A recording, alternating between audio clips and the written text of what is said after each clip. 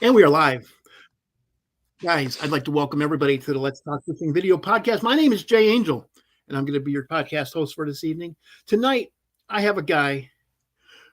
Man, I don't even know what to say about this guy. He's pretty much done it all, from walleye tournaments to walleye tournaments, and now he's guiding. I mean, he was down there the same year as I was in Spring Valley. He was down there fishing all kinds of different tournaments.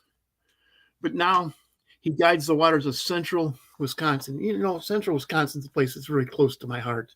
Winnebago, I have family all over the Winnebago system. Petenwell, Castle Rock, Wisconsin River. What a cool place. How you doing tonight, Jason? Good. How are you guys? I'm doing great. Man, something else about Jason I like? He's a member of the Razor Rods Pro Team. I've been wanting to look at this rod for 2 days now. I waited to open it up until I had you on as a Razor Rods Pro staffer. You won't be I got a little care package. That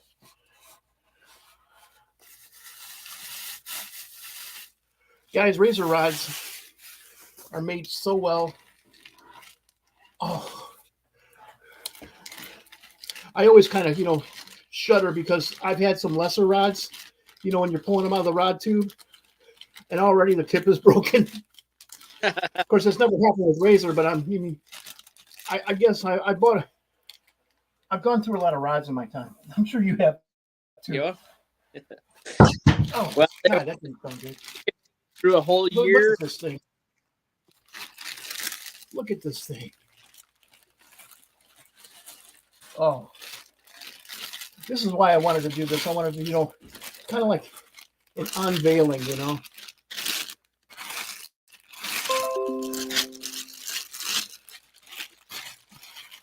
An unveiling. What rod? Platinum. Look at that rod, man. You won't be disappointed with a platinum. You won't be disappointed with any of them. Look at this thing with the reserve power right there. Look at the hand grips. Oh, yeah. Beautiful. Beautiful. And one thing I like to point out with these things, man, if I could even get it in there. The eyelets. Look at that. Eyelets are a huge thing since, I like to cast these things. I specifically got this because I had smaller rods that were, Razor and Grant rods, and I just could not hold on to a 7-pound plus bass that was in the weeds or in the cypress knees. Mm-hmm. I tie direct when I wacky rig to braid, and these eyelets will handle braid. Oh, for sure. For sure. Like for us up at home right now, it's so cold outside that the eyelets freeze. The last 2 days they've froze on the trips, but yeah, on these eyelets I don't worry about the porcelain inserts popping out. Oh God, I hate it when that happens. Yeah, these are. When I was guiding, I would buy Berkeley Lighting rods just because then I don't cry when one of my clients would break a rod. Like $30. Yeah. You paid me a lot more than that, Man, I want to talk to you. Okay. I was just so excited about that. So excited. What kind of rod did you have there? Me? I mean, I'm sure it's a Razor, but what? Yes, what it's series? a Razor. So this one here is a classic 6 foot. So I use I do have shorter rods and for jigging, I like the shorter rods. I think my clients feel a little bit better. In the classics, that's what I run is the 6s, but you get into the platinums or even the maxes. They're, the platinums, I'm running a 6.6 medium light, and then you get into the extremes, I'm running a 6.6 medium. So it just depends on what I'm doing, and that's more advanced than most are going to do, but. Sure. Yeah. Okay. Let me ask you this. So you're jigging, and you whack an 8-pound walleye with your 6.6 medium light. Mm-hmm. You gonna be okay? Oh, you betcha. I had a. I know you would, but I mean. Oh, the clients? Yeah. Yeah. So a lot of that, so you got to remember a lot of your, your rod is it takes up a lot of the beating of the fish diving and stuff, but the next thing is going to be, your reels. Yes. So you can't buy a quality rod and put a reel. It just doesn't work that way. You can't, if you're going to have a good setup, you can go with a classic, whatever size you like. I mean, I'm a shorter person and I like a shorter rod where, some of the guys on our teams they're taller and they have longer arms. They like a longer rod that, it kind of is built that way. But the one thing you cannot buy a good quality rod and put a $10 reel on it. It doesn't work. It just doesn't work. No, it doesn't. You have to have the drag set perfectly if you're going to be jigging, because Yeah. if you lay into a good walleye, the first thing he's going to do. Yep. And there's that fine line between, getting the hook penetrated in the roof of its mouth and Yes. being able to have it run properly. I'm notorious for pulling on people's, because I've seen people tighten them up and don't touch that drag. Yeah, don't touch it. I got actually last summer, this was trolling, as I had a younger kid that we had a giant on in the back, and I always tell people don't touch the drags, they're set, and I will actually pull on them and make sure. And Yes. he long story short, I come off and the hook went in my head. Oh, so yeah. I next fish and turned around and looked at him after we got it in, and I said, "You tighten the drag." And he's like, "Well, it wasn't coming in." Well, don't touch it. So you don't guide the guide. Yes. So now I said, now you got to pull the hook out of my head. But yeah. As you can tell, I've had hooks in my head, in my fingers, in my back. Yeah, I've never had one in the front of my head, but I had several in the back of my head, and I had several hats ripped off my head, Oh, yeah. Yeah. May for us is the hook hand hooking time, because that's when we get a lot of the white bass runs and the walleyes. The males are still in the river, and we go literally through 100 fish in a day, and you got a lot of kids that are excited, and you're trying to grab fish and they're pulling. And they're going. It's a lot of the old braid pulling the hook out technique. So, but no, it's all good fun. It's all fun. What Jason's talking about is a way to pull hooks out of your skin, using tough braid, heavy test braid. I don't recommend that if you don't know how to do it. If you don't do it right, you can really tear your skin badly. If you have a hook that's in your bone, in a joint, go to the hospital. Yep. There was a gentleman one time I was actually at the boat landing, and he come up and he had a smallmouth that had buried a hook right into his corner of his nail, and he's like, "Can you help me?" I'm like, "No, that one you got to go to that one is," but it happens once in a while. Yeah, that one is tough. So what series did you get? We have a hello from Roy Woodland. We have a comment from a guy who runs a kayak fishing magazine named Roy Widgeon. He said hello. Thank you very much. Hello from USA Kayak Fishing Magazine. How are you? Has kayak fishing caught on up there in northern Wisconsin like it has everywhere else? Yeah. So actually, to be honest with you, up until yesterday, we were 7 foot low in the river, and you either had to have a flat bottom boat with water, a jet motor, or a lot of the guys were running kayaks. Yep. Kayaks are on the Wisconsin River. Yeah. Yep. They were whacking on some fish.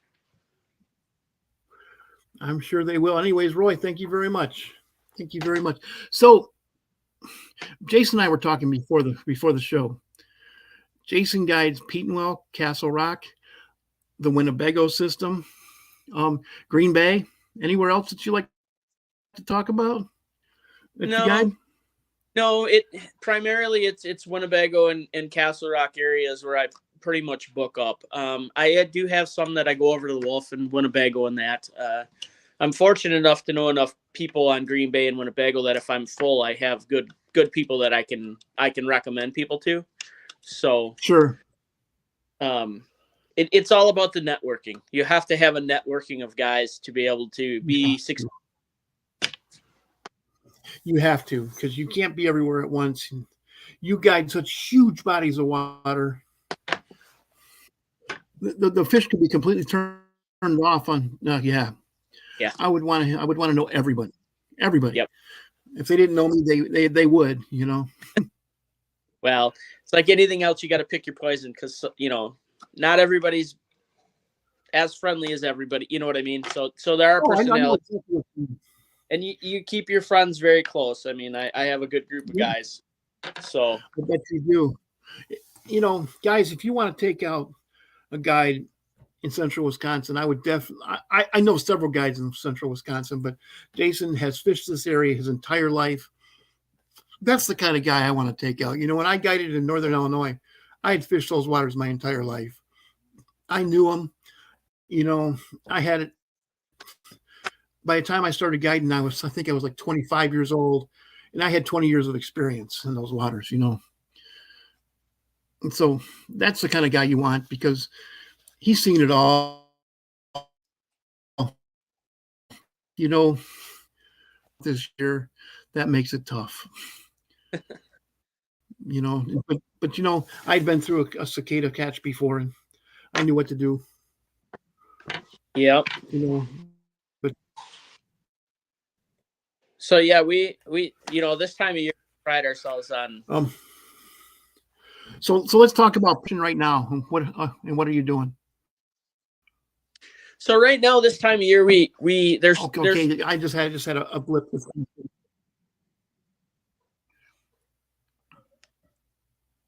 Go ahead. Oh, okay. This time of year we're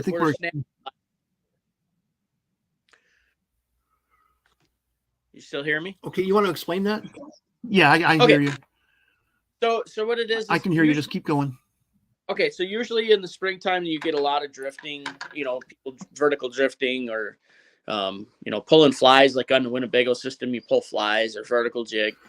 And we do a lot of side imaging, driving around, finding pods of fish, or a lot of times they'll shove over into the warmer water. Like now that it come up, they shoved over and right up to shore. And so we'll actually drive around and look for pods of fish, and then spot lock above them, and then snap plastics and get them fish to react to them.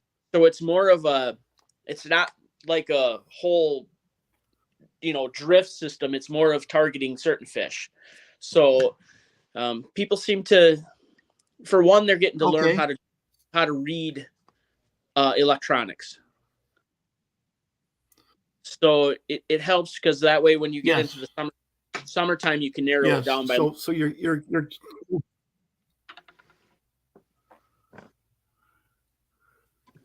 Okay, can you say that again? We had a blip in connectivity here. So you're going up, you're looking for fish, you spot lock above them, and then we cast to them. Okay.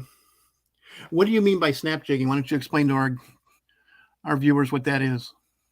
So you're going to cast out to them, and you're going to let the bait fall, and then you're going to pop it just with your wrist. So you're going to pop it to get that bait just to shoot up, like very small, and then it drops again, and they grab a hold of it. But you're targeting just certain fish that are sitting in certain areas. Man, that's exactly what I do down here for speckled trout. I know where the ledge is, cast out to the ledge, pop, goes up, falls down that ledge, and I follow it down. Yep. And that's when it's going down, and you have a little bow in your line, because if you don't know exactly what you're doing, if you're not trying to reel up that slack, you need a superior rod for that, and that's where a razor rod comes in. Yep. Because I want to feel that. I want to feel that bite before the line reacts. Yes. Yep. And guys, if you don't understand what I'm saying, and get yourself some braid, get yourself a superior rod like a razor rod. and you will feel that. Mm-hmm. You will. I And always I'm tell man, you, got to imagine what go the ahead. jig is doing. You got to imagine what it is doing in current and everything else. And the lifeline to that jig is through that line to the tip of your rod.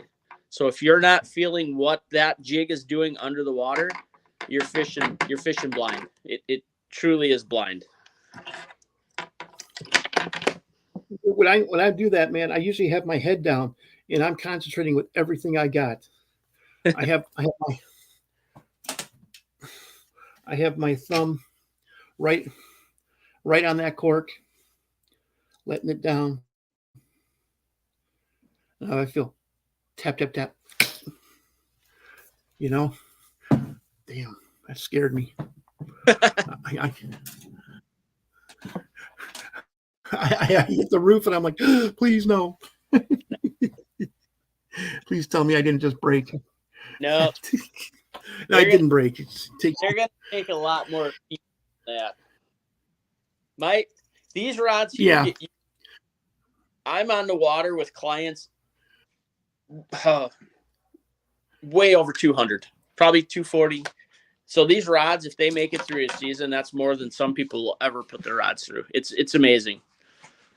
So yeah.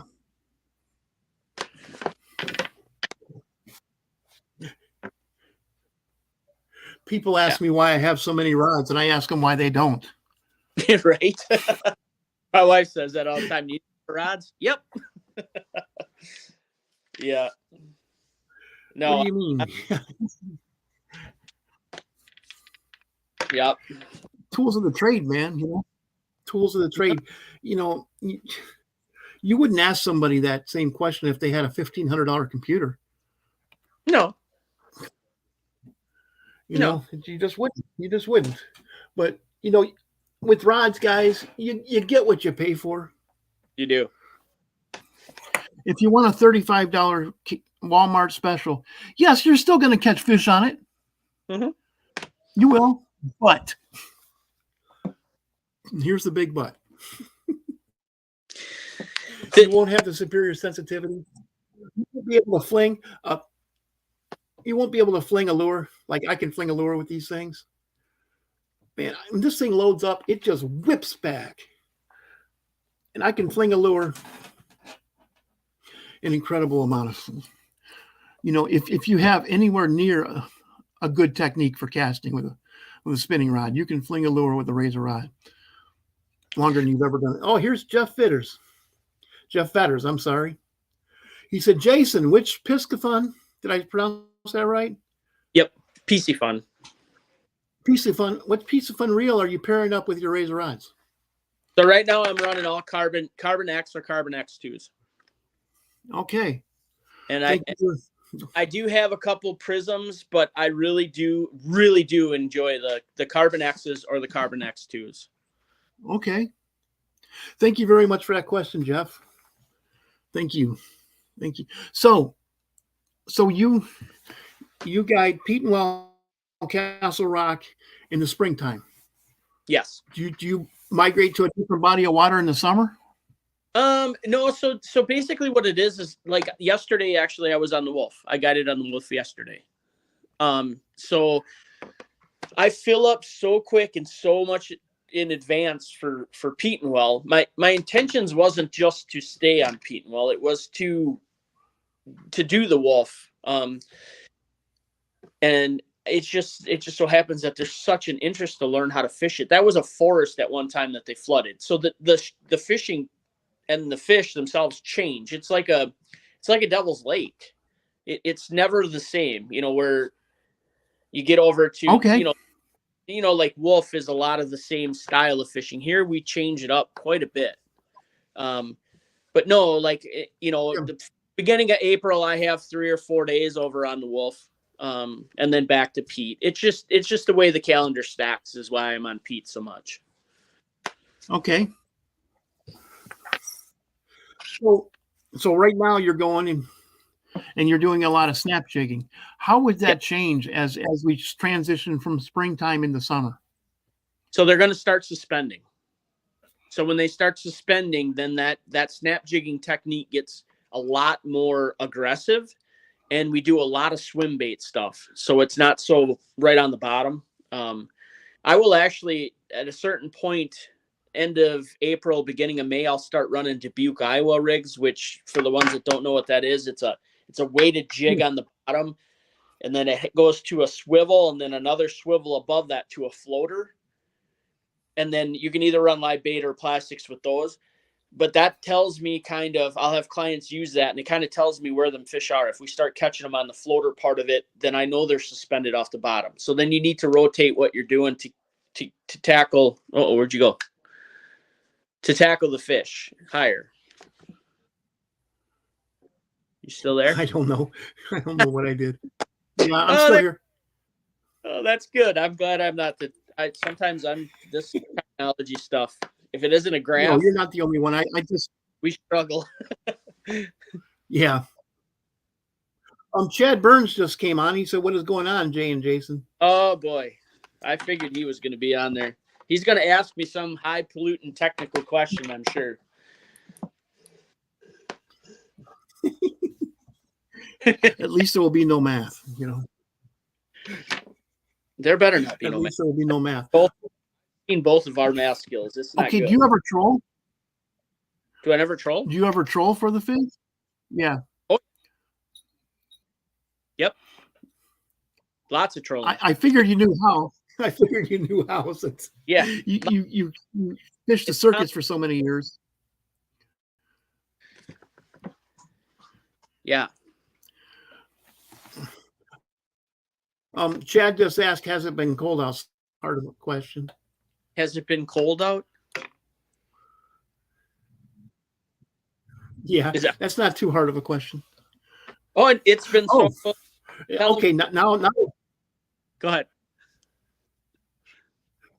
Brenton Zitka just asked what species do you target most? Walleyes. Walleyes, okay. Yeah. And Jimmer Mosey says, "Are you trolling the Detroit jigs?" No. Okay. So a lot you want to explain to our Go ahead. Explain what a Detroit jig is to our viewers who don't know. So the people call it a bunch of different things. A lot of the things that we troll a lot of crankbaits is what we troll, not the jig. So you get certain what the hell are they called? I can't remember the exact name of them. They're a jig, but they're more of a bait rig, and I can't remember the name. We use them a lot on Green Bay. But no, we don't troll them. We troll a lot of crankbaits. More for Green Bay? Okay. Yeah. I can't remember what the name of. What's your favorite crankbait to troll? We troll in a lot of number flicker shads, number 5s. A lot of those. A lot of Salamo Hornets. Flicker shad, okay. Yep. Yeah, man. My favorite thing to troll was the smaller shad rat, size 5. Yep. We do troll them once in a while if we want to. Scott Kilmon just says, "Is it cold or are you getting soft?" Yeah, I figured them guys are going to give me. So before I got on here, I was on a trip this morning, and literally it was cold. And yesterday when I was on the Wolf, it was cold. And in fact, I do think I was the only boat and truck in the parking lot, right, Chad? But I had to put the razor rods to a test because it's so cold here that the entire day the eyelets are freezing. So I had to make sure that they would hold up to frozen, like solid frozen, like they're frozen. So somebody has to take the actual brunt, boys, and go out and make sure that the stuff is working right. Sure. I figured those two get out here. Yeah, Brenton was saying that we could almost ice fish here in Minnesota. Yeah, well, it isn't quite that cold, but it's been cold. Tomorrow's going to be 50, and it's going to warm up. So my trip tomorrow will be a lot warmer. But yes, Brenton also asked if that thing, if the Detroit thing was something like a 360 swim bait. It's kind of and I can't remember. Chad will know. We throw these on Green Bay. They're I can't remember. They're a bait rig. They got a blade on them. You can crank them. Death jigs. Death jigs. Death? Yeah, so we throw a lot of death jigs on Green Bay, which is it's a bait presentation that is you control with them. But you put live bait on the back of it. It's got a spinner, and then it's got like a slow death hook on it. So if you want to pull a crawler, you can put leeches on it. You can put a minnow on it. Yeah, they're new the last, I don't know, 4 or 5 years, slow death. But we throw them a lot on Green Bay. We match those with ripping wraps, and jigging wraps and ripping wraps. Okay. So. Okay, I'm seeing what your death jigs. They have two different eyelets you can hook on. Yep. You can, and they have a little spinner. Yep, little propeller. But okay, little propeller. Yeah, that's a propeller rather than a spinner. Yep. Okay. Interesting. Deadly. All these things, man. All these things. Yeah.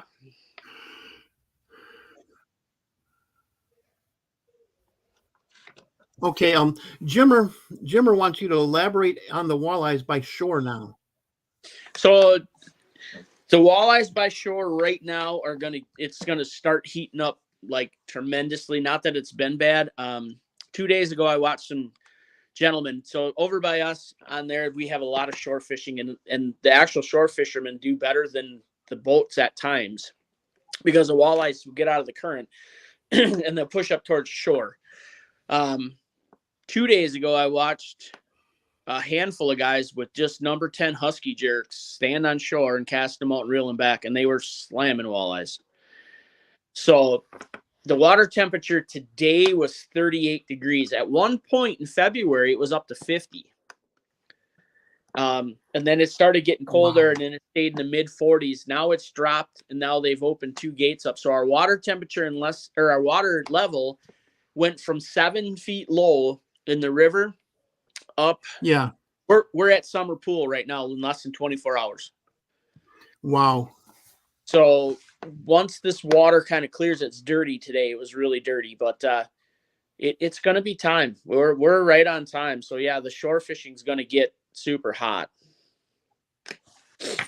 We have another question from the audience. It's from Brenton again. He said he's never seen them yet. He's going to have to try them. And do those things work good for snell or spinner rigs? Yes. Yeah. Okay. So we use them a lot. We pair them with shiver minnows and ripping wraps, which are the ripping wraps a noisy bait. But if you put the death jigs on and cast them out and then reel them, it's like trolling a crawler harness, kind of, so to say, but with a reel. And it's more of a slower presentation than the fast reaction of a rip and wrap. And they're just them 3 things compared on Green Bay are just absolutely deadly. Boy, you know, with that slow death hook, I'd want some kind of a swivel on there, because that thing just. Yeah, you want a swivel, and so usually you can pair it with braid, and then you put a leader on it. You know, tie a double Palomar knot, or I know Chad runs a lot of swivels on his, and then you'll put a leader on it, either a fluorocarbon or a mono leader down to your bait. But yeah, no, they're deadly. They're them things. You could take them 3 presentations and go over there, and they're deadly. That would be so much fun fishing Green Bay like that. Because I was on Green Bay so much, and back then, the only way that I ever got anybody to fish over there with me was trolling. It would be so much fun to throw a shiver minnow or what you're talking about, death jigs, and just, have a 10-pounder grab it, and it just stops dead. How much fun is that? It's crazy. We had we had a state championship out of this is 4 years ago. 4 years ago out of Menominee Marquette. And it's crazy to be out for a day and literally we were throwing 27.5-inch fish back because they weren't big enough. They had to be 28 inches or bigger to go for us to use them. So, I mean, just the pure strength of them fish at that time is it's wonderful. I can't tell you how many times, like in Holland, Michigan, Florida, Michigan, that, you know, just like you said, casting husky jerks at night. Yep. And hooking into 10-pound walleyes in right around Easter was when you couldn't keep me out of Michigan. You know, I lived in Illinois and I could go either this way or that way to go up the coast and find some place to catch monster fish. And wow, so much fun. Yeah. We actually that's starting now for us is a lot of husky jerks in 3 foot of water at night. It's yes. fun to slam that. I mean, literally slam. That actually is just starting like this to make them because everybody else is just doing this. So, you know. Yeah. and there is no everybody else is just. You have a fish. No. There is no hesitation when they hit them. They T-bone them things. No. First time I hooked into one, I was in the Air Force up in Alaska. No, not in Alaska. I was in Oscoda, Michigan. You know, that's at the top of Saginaw Bay. Yep. And man, I could not believe it. I was throwing a sinking rapala because I don't even think they had husky jerks back in like 1990. I was reeling it in, and I'm snagged. And the guy standing next to me said, "It's 28 feet deep here, man." Yeah. I didn't know what to say. And all of a sudden, I called my dad and told him I caught a fish that was probably over 10 pounds last night. And he said, "No, I've been going up to Canada all my life and never caught one over 8 pounds. Dad, I caught this from the shore." He said, "No." Yeah. And I sent him a picture of that fish, you know.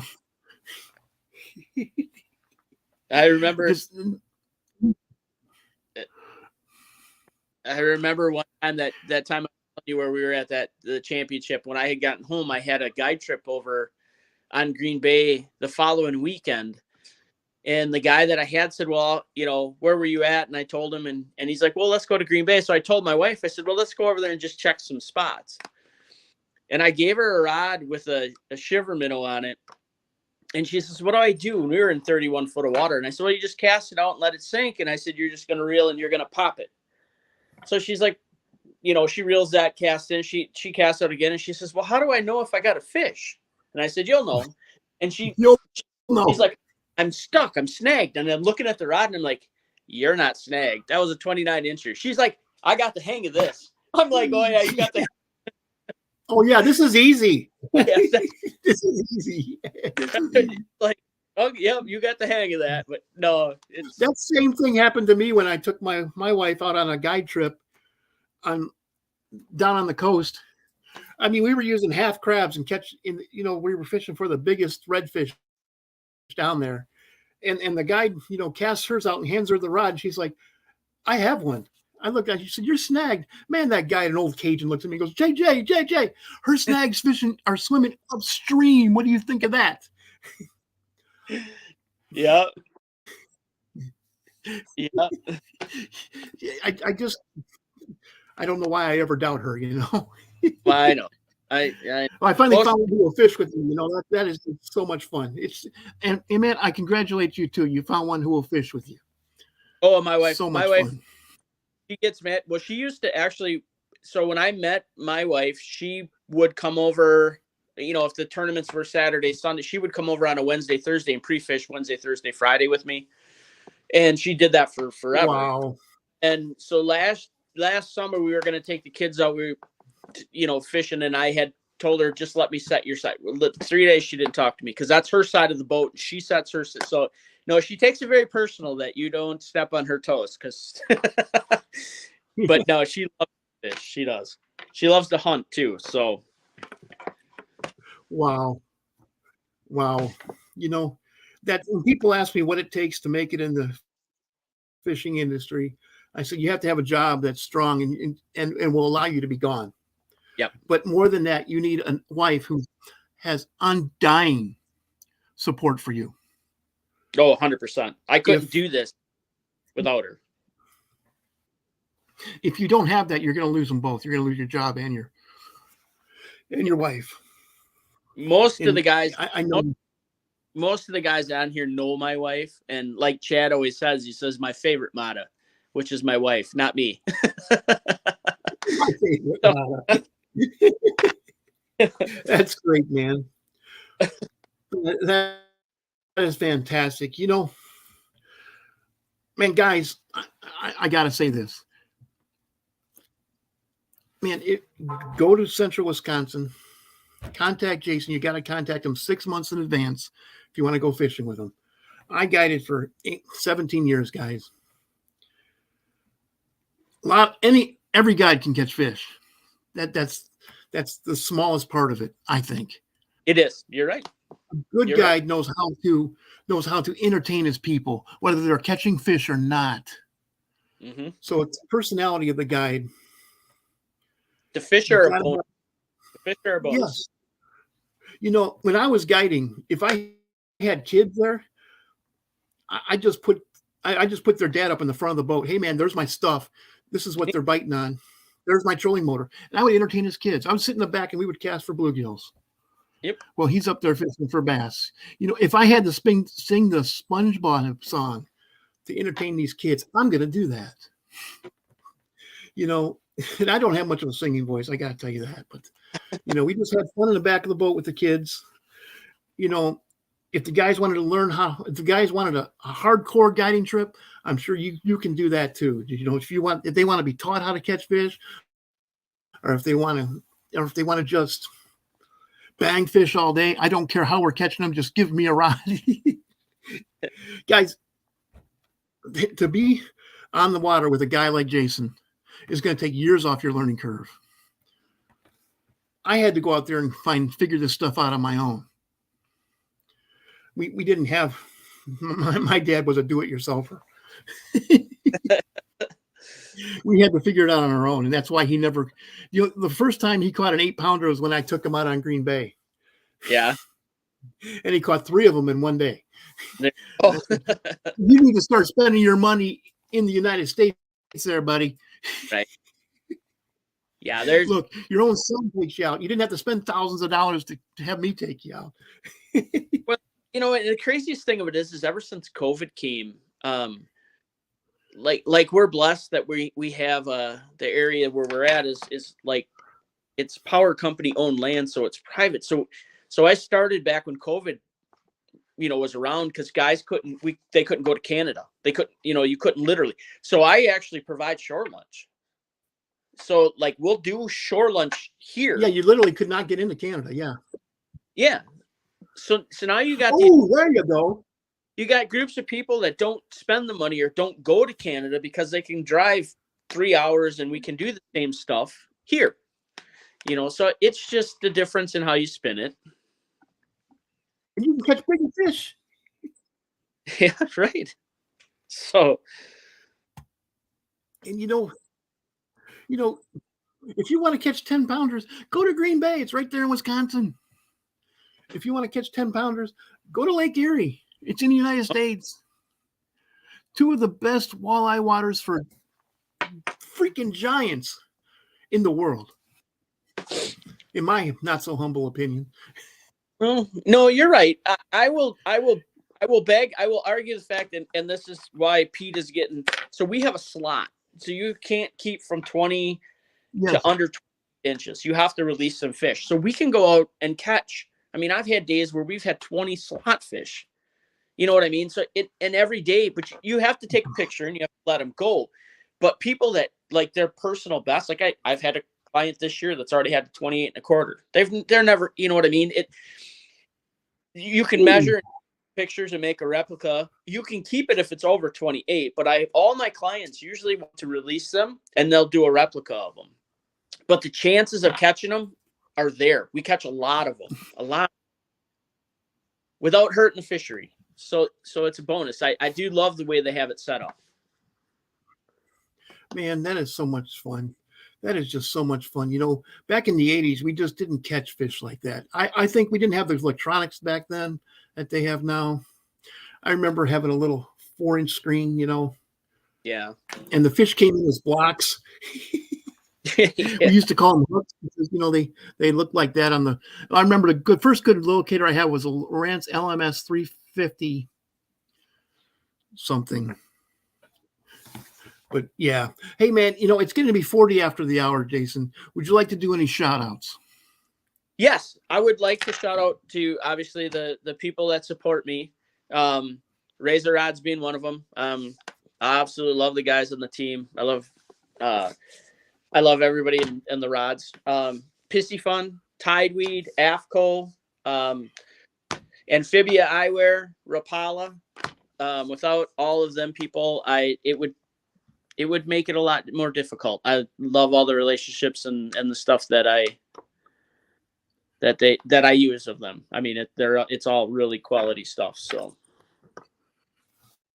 Okay, well, man, I know how busy you are. I'd like to thank you so much for coming on to my show and talking to my guest. We had probably 60 different comments come through, and I love those kind of podcasts when the audience gets involved. So much fun. I love doing that. I really enjoyed talking to you. Brought up some great memories from my past. Man, walleyes will always be close to my heart. I told you for a couple of years I followed the PWT around as a writer.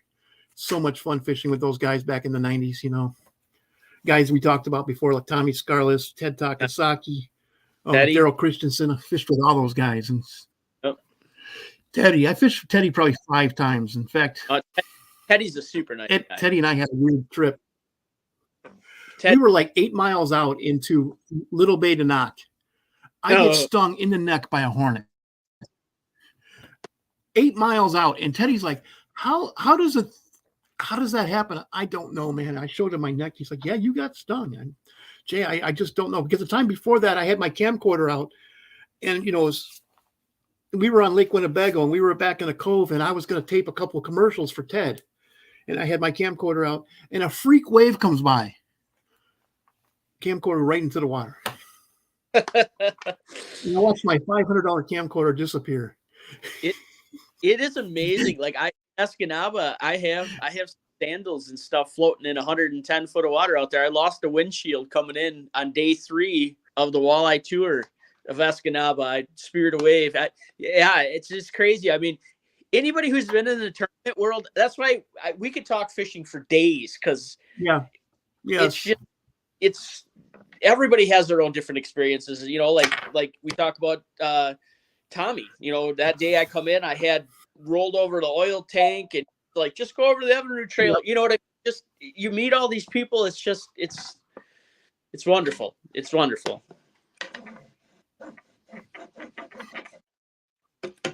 I wouldn't trade those experiences I had following the PWT around for anything, man. It was so much fun. And as a writer, there's no pressure. All I got to do is go there and, tape interviews and take pictures and reel in big fish. So much fun. So much fun. But man, Jason, thank you so much for coming on my show. I really appreciated this. And also Chad, thank you so much for introducing me to Jason. I had a great time, and thank you everybody for tuning in to the Let's Talk Fishing podcast. With that, I'm going to end the podcast. Jason, please stick around for 2 minutes. I'd like to talk to you after the show. Sounds good. Thanks, everybody.